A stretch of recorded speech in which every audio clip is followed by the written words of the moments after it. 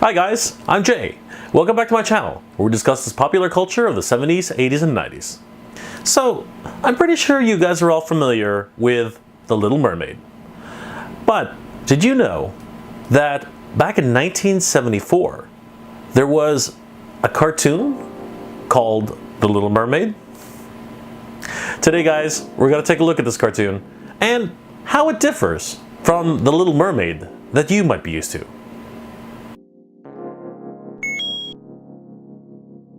The original version of The Little Mermaid starts out with the narrator describing the world of the Mer-people. The king of the Mer-people has 6 daughters. The most beautiful of them is the Little Mermaid. She is the youngest of his daughters, so he daunts on her very much.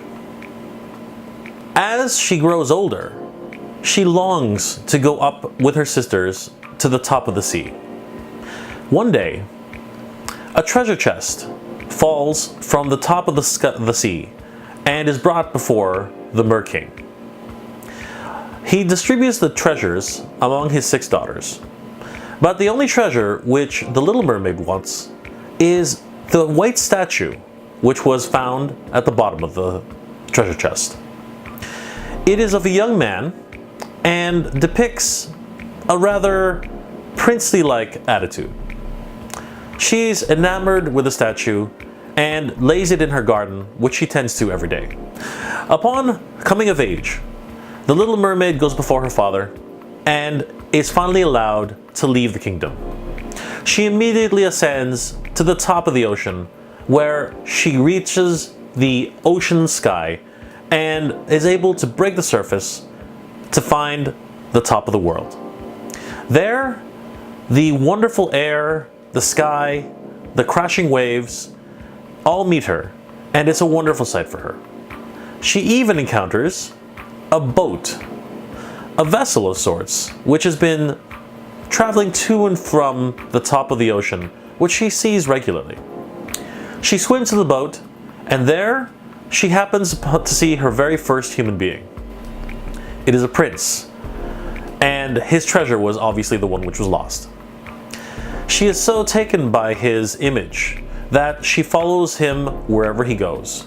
As it so happens, his birthday is being celebrated by all of his men on the ship. They launch firecrackers into the air, and the Little Mermaid swims away in terror. But as the wonderful glowing different colored lights continue to paint the top of the ocean surface, she returns, curious to see these wonderful flower-like images which appear in the sky. Everything is wonderful and happy, until the sea begins to boil. And coming up from the bottom of the wells of the sea, the enchantress of the sea has decided that human bones are what she wishes for this day. She casts a spell to make the waters crash and the waves break upon the tiny little ship.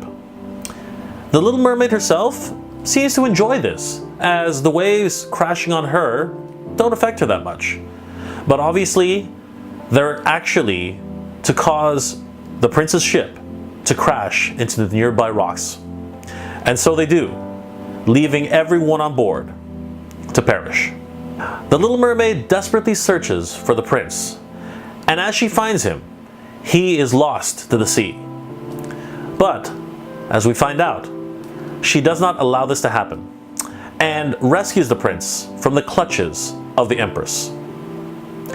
As she brings the prince to shore, she cares for him and watches over him until at last some remnants of the town where the shore she's landed on approach, and she must leave in order not to be discovered.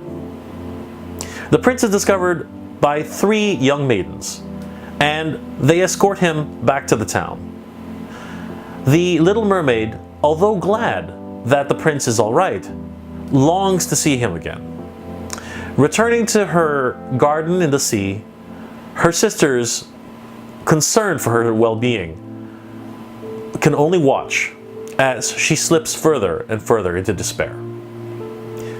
Finally, one of her sisters returns to her and declares to rejoice because she's actually seen the human being which had encaptured her heart.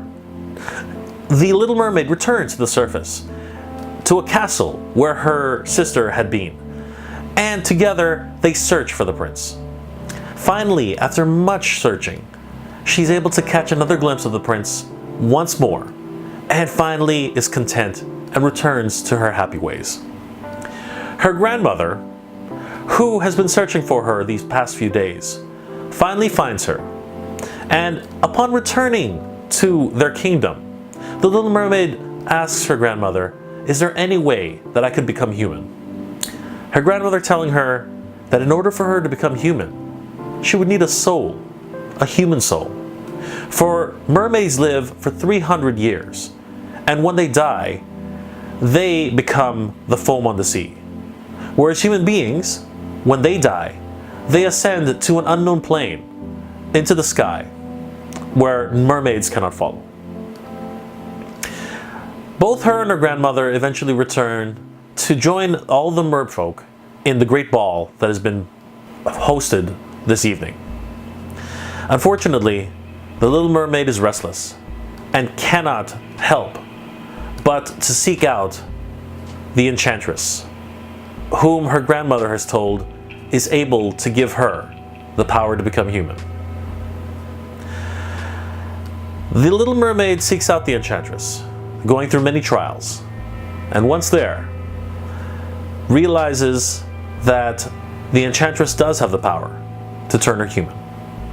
Unfortunately, the price that she must pay in order to become human is quite high, as the Enchantress asks for her beautiful voice.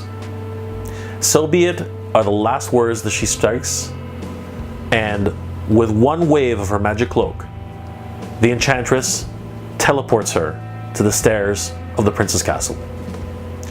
The potion which the Enchantress has given her, the Little Mermaid drinks without hesitation, and it is immediately transformed into a human being. She staggers a moment before falling through exhaustion. The next day, she's discovered by the castle guards, and the prince himself is the first one on scene to collect her and bring her to the castle. This version of The Little Mermaid is more closely related to the original works by Hans Christian Andersen. The animation itself is beautifully illustrated. I remember as a child thinking that it would be wonderful to be able to play in the ocean and live the way the Mer-people live. I remember also being quite scared of the depictions of the Empress of the Sea. Her skeletal-like structure, the way her face was sunken in, and the fact that she was not really human and not really a mermaid, but something of a ghostly apparition, was something that I really stuck to in my mind as a child, and almost kind of gave me nightmares. I remember thinking to myself, why would anybody strike a bargain with such a horrible person? But I did realize as a child as well that the Little Mermaid truly loved the prince and would do anything for him. I really do suggest everyone taking a look at The Little Mermaid. It really is the much more definitive version of the Hans Christian Andersen tale. Although I do have to admit, a lot of the ways Disney had animated the film and rewrote the story was very much in spirit of the original Little Mermaid tale. But I suppose a little bit of reworking in order to make it more palatable for wider audiences was more appropriate, as some of the events in the original Hans Christian Andersen tale were quite dark, and the final ending of the Little Mermaid tale is a little bit sad. If you're hoping to take a look at The Little Mermaid, unfortunately, I'm pretty sure there are no DVDs for this particular version of the film. It was actually commissioned by Reader's Digest, which I'm not even sure if they're producing any more animation or DVDs of this particular version. You might want to look on Amazon or eBay for videotapes, or maybe an older DVD which might have come out and is on the second-hand market. This edition of Little Mermaid was narrated by Richard Chamberlain and produced for Reader's Digest Animation. It really was a wonderful example of early 70s animation. Well guys, that'll about do it for my look back at The Little Mermaid. If you enjoyed this episode, please consider leaving a like. It really helps me out. If you have any comments or suggestions on anime, cartoons, toys, or anything else you'd like me to review, please leave that in the comment section below. And consider subscribing, as I have a lot more episodes on the way. Also, if you think someone might enjoy this episode, please consider sharing it. Well guys, as always, thank you very much for watching. Check out some of the other episodes I've done. You can also follow me on Facebook and Twitter.